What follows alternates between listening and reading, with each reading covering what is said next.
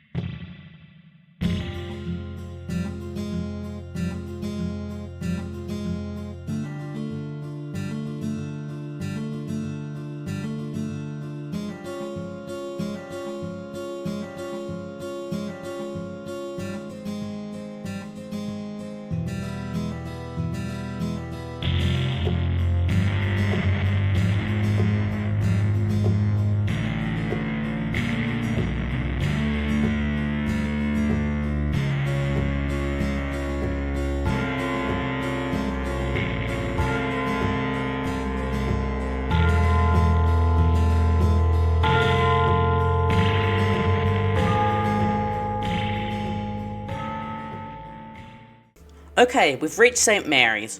Here we meet a connecting service from the towns of Coles Bay and Bicheno, which do not have a direct service to Launceston. You can learn about that trip in another video of mine, as there are connecting bus services from there on all 7:40 services, excluding the 6 AM school days only and afternoon Sunday service. As we travel through the Fingal Valley, let's talk fares.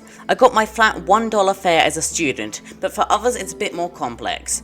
To travel from St Helens to Launceston or vice versa, the fare is $14.40 for an adult and $7.20 for a student. The fare structure in this area is very complex, so make sure to check your fare before travelling. You can also get a Transport Me card from Kalo's Coaches if you're a regular traveller, so you can find out more about that on their website. We'll now continue on towards Launceston, and I'll rejoin you at Epping Forest Interchange.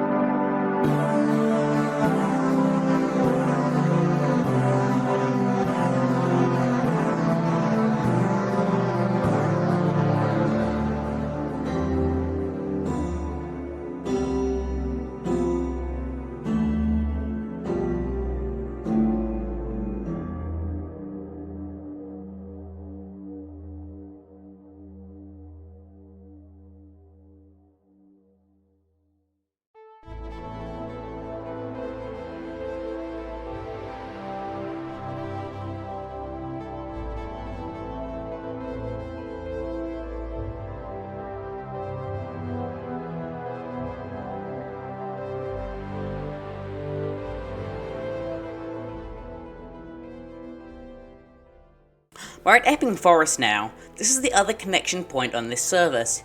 You can change services to the Kinetic Intercity bus service here. This is even more complex timetabling stuff that I'm not going to get into here, so if you want to do that trip, I highly recommend watching Tasmanian Bus Journeys video on this trip, which while outdated in some areas does show you accurate information on intercity connections. There's a link to that in the description. We'll now head along the Midland Highway to Perth, a satellite town of Launceston, and enter Launceston itself.